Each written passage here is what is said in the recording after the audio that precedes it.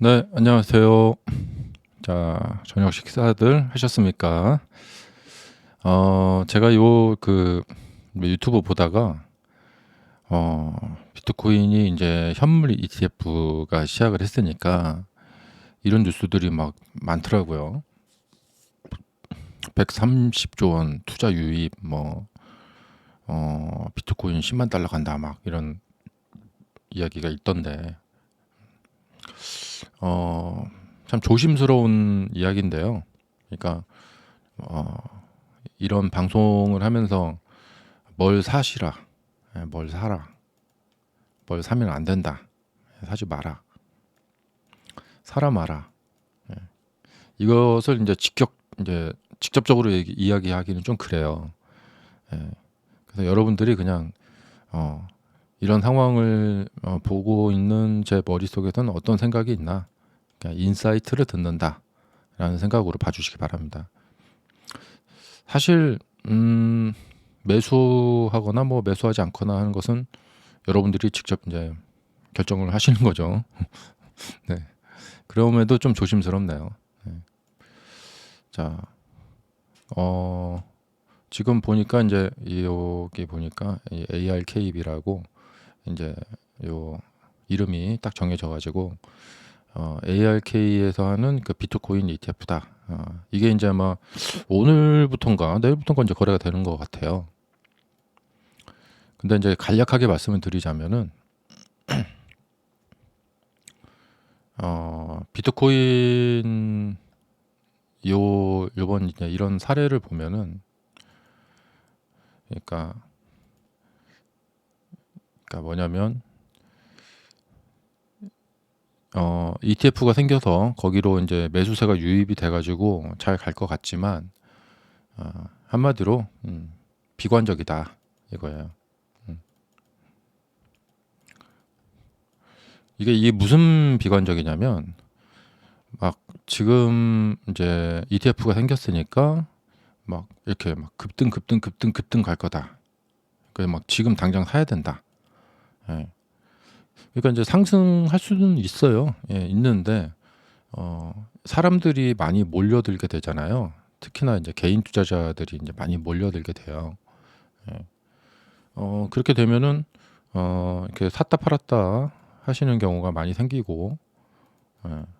그러면 이제 상승할 때마다 엄청난 이제 뭐랄까 견제가 들어와요.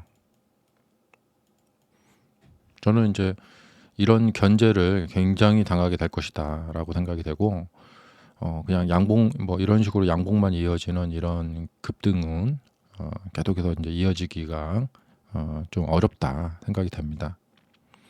그러니까 이 문제도 다른 그러니까 일단 그 어떻게 매매를 해야 되느냐에 이제 그러니까 매매 전략의 문제예요. 모든 것은. 그러니까 뭐가 맞다 틀리다가 아니라 전략의 문제인데, 그러니까 장기 투자 관점에서 비트코인에 이제 투자를 하시는 분들이 계시다면 이분들은 이 지금 투자 대상이 장기라고 하면 보통 한 10년 정도를 보통 상식적으로 이야기를 하는데 이 10년 지금부터 이 10년 정도 이 종목이 뭐랄까 사람들한테 이제 관심 집중을 받을 것이다. 그러니까 뭐 1, 2년 뭐 관심 받고 이제 끝나는 게 아니고 10년 정도 꾸준히 사람들한테 관심을 받고 이쪽이 계속해서 발전을 해 나갈 것이다. 라는 전제하에 장기 투자를 하게 되는 거예요. 그렇죠? 예. 그렇다면은 지금 뭐 어떤 일이 벌어졌건 아무 상관이 없어요. 예. 본인의 소신대로 비트코인은 장기 투자 대상으로 적합하다 생각을 하고 사는 것이고, 이후 상황은 급등하면 그냥 운이 좋았고, 예. 그런 거 저런 거 뭐 복잡하게 생각할 거 없죠. 예. 그리고 이제 뭐 앞으로 비트코인은 계속해서 발전해 나갈 것이고, 이 주가가 이제 우상향을 계속 할 것이다. 그리고 이제 시장 평균 정도 이상은 갈 것이다. 그러니까 10년 동안 100% 정도 상승할 걸 사진 않아요. 예. 10년 동안 이제 100% 정도 상승할 것을 사진 않고 꾸준히 올라갈 걸 사는 거죠. 자, 그러니까 뭐 그렇게 생각하면은 이제 비트코인에 대한 이제 확신이 있다. 예. 뭐 그러면 좋죠. 그러니까 지금 보면은 제가 어떤 유튜버 분 보니까 서울 부동산하고 그다음에 이제 비트코인하고 테슬라 이렇게 이제 3등분 해가지고 장기 투자를 하시는 분, 이분은 자신만의 어떤 확신이 있더라고요. 예. 그래서 월급 타고 이제 돈 생길 때마다 이렇게 나눠서 이제 장기 투자를 하시더라고요. 이렇게 생각하시는 이분은 아마 굉장히 성공하실 거라고 생각이 됩니다. 예. 그런데 이제 우리 현실적으로 봤을 때 우리 개인 투자자들의 이제 상황은 뭐냐면 이렇게 할 수가 없어요. 대부분 분들은 어디가 좋다는구나 해갖고 거기에다가 한번 이제 몰빵을 한 경우가 많을 수밖에 없어요. 그러니까 뭐 대부분 개인 투자자분들이 뭐 한 10억 이상씩 이렇게 막 갖고 계신 게 아니라 보통 뭐 5천만 원, 뭐 1억 이렇게 갖고 계시단 말이에요. 그래서 그걸 갖다가 뭐 부동산 투자를 하기도 그렇고, 그렇단 말이에요. 그다음에 뭐 비트코인은 뭐 사실 뭐랄까 지금 시스템 자체가 좀 불안정하잖아요. 그러니까 법망에서 법의 보호를 받고 있는 곳이 아니라서 여기는 그냥 뭐 해킹당해도 어느 순간 사라질 수도 있고 그렇기 때문에 주식 투자를 많이들 하시는 거죠. 그러니까 이제 리스크가 있어요. 어느 날 갑자기 뭐 국가에서 비트코인 사용 금지 뭐 이렇게 조치를 취할 수도 있고. 근데 이제 주식이라는 것은 뭐 수십 년 동안 검증되어 온 이런 상황이고,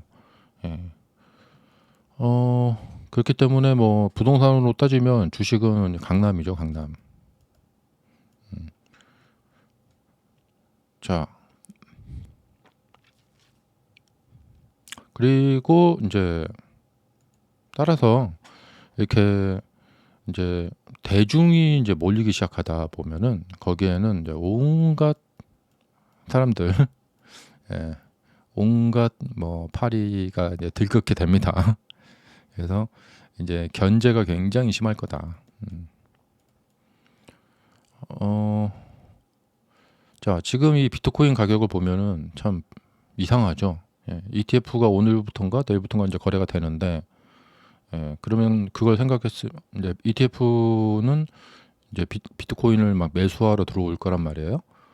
그럼 당연히 지금 올라가고 있어야겠죠. 이만큼 올라가고 있어요. 급등을 하고 있어야 되는데 호재가 터졌는데 하락을 하고 있단 말이에요. 참 이게 그러니까 냉정한 시장의 모습입니다. 근데 지금 막 유튜브에서 다들 막 이렇게 흥분해가지고 막 난리들을 치고 있는데 거기에 휩쓸리지 마시고, 그리고 이 비트코인은 뭐 매매하지 마시라는 게 아니라 이거는 투자의 한 대상이다라는 거예요. 제가 지금 작년 이맘때인가 작년에 언제 기억이 나는 게 이제 오픈 AI에서 이게 챗 GPT를 막 이렇게 개발했다고 그걸 이제 시연한 걸 보고 이제 AI 시대가 이제 대중화가 되겠구나. 그러면 AI 시대에 뭐가 있을까? 너무 간단하죠. 그냥 반도체죠. 그리고 저기 뭐 엔비디아.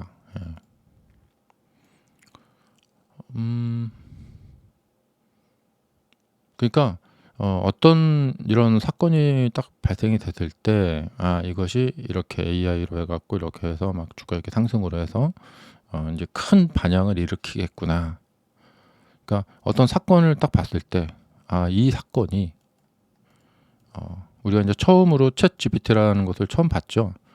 야, 인공지능이 막 뭐 참 신기하다. 막 별것도 다 하네. 막 이렇게 질문을 하면은 막 이렇게 해주고, 어, 이제 그런 것을 이제 보는 사건을 만나면은 그때 생각을 많이 해야 돼요. 예. 그래서 이것이 어떤 큰 흐름을 만들어낼 수 있는 그런 일인가. 예. 근데 그 당시에 바로 반응은 없어도 이후에 반응이 오게 되고, 적어도 뭐 2, 3년, 뭐 한 3, 4년 정도 그 주가를 이렇게 굉장히 올릴 수 있는 그런 흐름이 나타나게 됩니다. 그러니까 이번에 이 현물 비트코인의 현물 ETF가 이제 나타나게 됐는데, 방금 전에 말씀드렸던 챗 GPT를 처음 봤을 때 그 했던 생각과 이 현물 ETF가 나타났을 때 이 사건에 생각을 해보면 돼요. 이 사건으로 말미암아 뭐가 이렇게 될까? 그럼 그 관련된 이제 기업들이 이제 어떻게 될까?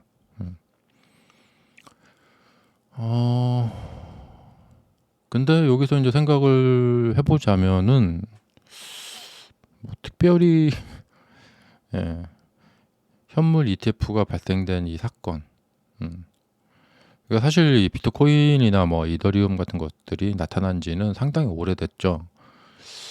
근데 이것이 이제 우리 일상, 사실은 암호화폐가 나타나고 시간이 흘렀고 지금쯤이면은 사실 우리 일상에서, 그러니까 뭐 전반적인 건 아니라도 이제 온라인상에서, 그러니까 뭐 메타버스라든가 뭐 게임이라든가 이런 공간에서 이게 통용이 되고 사용이 되고 있어야 돼요. 예, 뭐 어느 정도는. 예, 그러니까 뭐 비트코인으로 테슬라 자동차를 살 수 있다던가 뭐 이런 식으로. 근데 지금 아주 미미하죠. 그러니까 이게 이제 파급력이 발생이 되지가 않는 곳이라는 거예요. 예. 그래서 시간이 더 필요하다. 예. 그러니까 미래에 이제 시간이 더 흘러가다 보면은 이것이 이제 기업들이 저기를 딱 보고 저거를 갖다 이제 갖고 와서 이걸 기업에서 이제 기업 활동으로 이제 좀 뭐 이용을 해봐야겠다. 뭐 이런 단계가 이제 올 거란 말이죠. 그러면은 이제 그때 이제 아마 폭발적인 파급력이 있을 것 같고, 어, 저의 그 기본적인 생각은 이 블록체인이라는 것은 이제 암호화폐잖아요. 예. 근데 이 암호 자체가 굉장히 우수해야 되는데, 그러니까 정말 막 엄청나게 우수해야 돼요. 그러니까 영어로 말하면 막 브릴리언트하다. 예. 막 그래야 되는데 요 암호 체계에 대해서는 지금 물음표가 떠 있단 말이죠. 이렇게.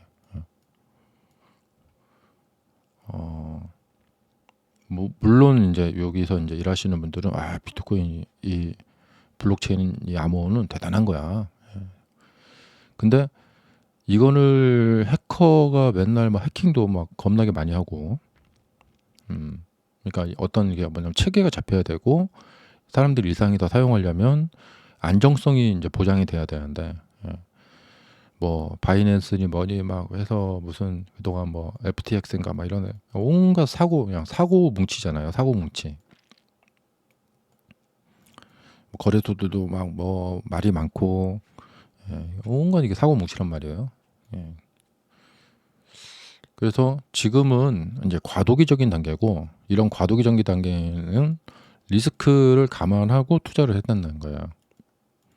그러니까 주식의 이제 이 시장의 이제 기본 속성을 우리가 무시하면 안 되는데, 예. 로우 리스크 하이 리턴이라는 건 없어요.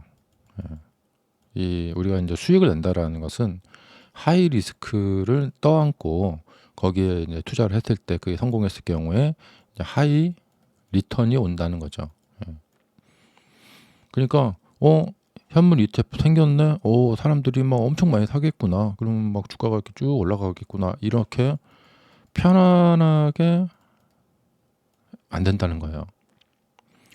여담으로 이제 이런 이야기가 있어요. 당구 칠 때 보면은 당구 잘 못 칩니다. 네, 근데 당구가 주식하고 많이 비슷해요. 이 당구 칠 때 보면은 이제 이렇게 있으면은 이제 요거를 이렇게 딱 쳐가지고 이렇게 돌아와서 이렇게 맞는 건데, 예. 그냥 뭐 적당한 앞에 공을 적당한 두께로 적당하게 이제 힘을 줘서 이렇게 딱 치잖아요. 그러면 이게 가서 돌아오다가 요 앞에 맞은 공하고 이제 부딪혀가지고 키스가 납니다. 쫑이 난다고 하는데, 예. 그래서 이제 당구를 옆에서 이제 가르쳐 주는 이제 선생님이 뭐라고 하냐면, 그렇게 편안하게 치면 안 맞는다. 적당히 적당한 두께에 그냥 적당히 이렇게 맞추면 치게 되면은 반드시 그 확률 높게 그 이렇게 키스가 난다. 같은 이야기죠. 예. 그냥 뭐 ETF 생겼네. 내가 지금 사. 그러면 막 여기서 막 이렇게 쭉쭉쭉쭉쭉 올라. 예. 이런 만약에 전략을 세우셨다. 이렇게 될 확률이 별로 없어요. 그래서 지금 이 현물 ETF에 대한 언론의 반응을 봤을 때 저는 그거에 대해서 좀 반대더라고요. 과연 저 사람들 말대로 저렇게 될까? 예. 그래서 언론들이 이제 사람들을 흥분을 조장시키잖아요. 예. 그래서 저의 생각은 지금 언론들이 흥분시키고 그걸 보고 사람들이 사면은 과연 그런 미래가 펼쳐질까? 노다 하는 거죠. 노라기보다도 확률이 낮다. 그러니까 이것은 하이 리스크가 없어요. 예. 그러니까 하이 리스크라는 것은 막 떨어질 동 말동할 때 사는 거거든요. 이럴 때. 예. 막 여기서 막 이거 떨어지면 어떡해 하면서 막 무서워서 사람들이 못 살 때 내가 가서 사는 거죠. 예. 그게 만약에 성공했을 경우에 이렇게 수익을 크게 얻게 되는 거거든요.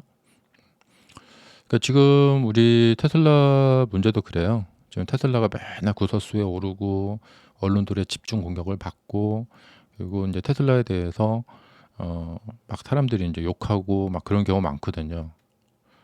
예. 근데 유명한 어떤 투자자분이 이런 말 하는 게 기억나요. 워렌 버핏인가? 예. 그러니까 다른 종목이 더 탐나서 그걸로 이렇게 바꿔서 올라타지 마라. 예. 찰리 먼건가? 그분이 그런 말 한 것 같아요. 그러니까 그분들은 이제 코카콜라를 샀는데 그 당시에 구글이나 아마존이나 애플 이런 거를 샀다면은 지금 훨씬 더 많은 수익을 얻었겠죠. 예. 하지만 이분들은 코카콜라나 뭐 아멕스 카드나 굉장히 천천히 움직이는 전통주를 샀음에도 불구하고 꾸준한 수익을 올려서 세상 사람들한테 칭송받는 그런 투자 회사를 운영하고 계시죠. 근데 이제 그 찰리 먼거 그분이 이제 하신 말씀이 그거예요. 내가 코카콜라를 선택을 했는데 그때 만약에 뭐 구글을 샀더라면 애플을 샀더라면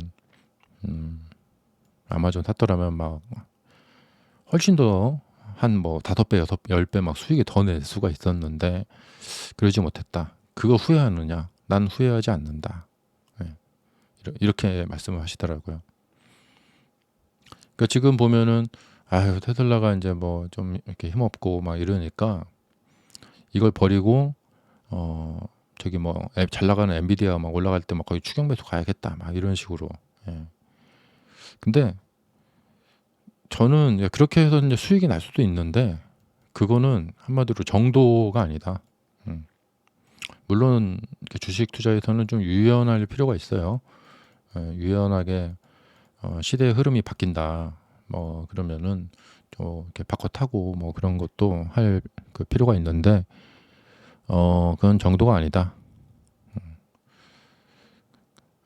그래서 나중에 이제 테슬라 상황이 좋아졌을 때 아마 오늘 이 방송을 기억하시는 분들이 계셨으면 좋겠다라는 생각이 듭니다. 예. 그러니까 최근이 아니에요. 지금 몇 달 전부터 몇 달 전 뭐 한 6개월, 7개월간 테슬라가 굉장히 이제 약한 모습을 보이고 있기 때문에 다른 종목들을 부러워하면서 근데 저도 뭐 그렇습니다. 이제 다른 종목이 보면 부럽고 막 그러는데 저는 찰리 먼거님 말대로 가는 게 맞다고 봅니다. 예. 그리고 진짜로 이제 우리가 이성적으로 판단을 했을 때 아, 여기는 안 되겠다. 그런 순간이 온다면 그 결정을 또 내려야 돼요. 예. 근데 지금은 아직은 그런 단계는 아니다. 그런 생각이 듭니다.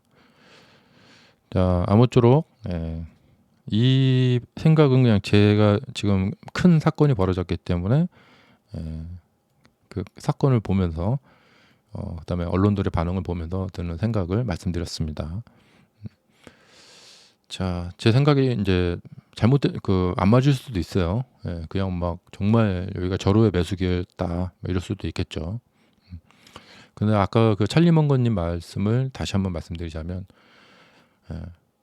왜 제가 그 말이 좋냐면 저도 이제 항상 많이 강의할 때도 강조드리는데 이 결과론적 사고방식에 빠지지 마라.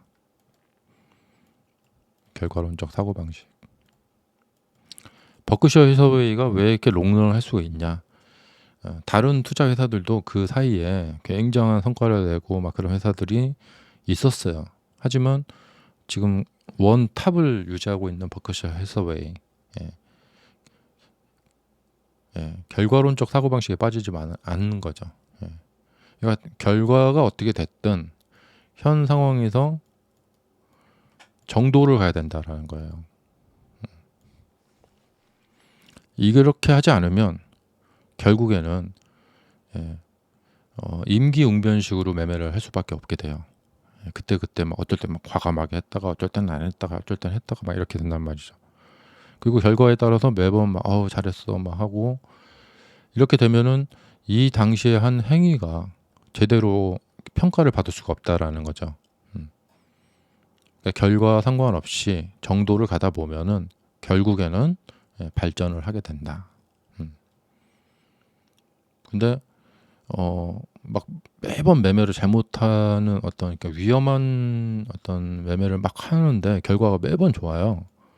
그래서 이제 그러면 계속 그거를 반복하게 돼요. 경각심 없이 결국에는 당하게 됩니다. 이게 도박의 룰입니다.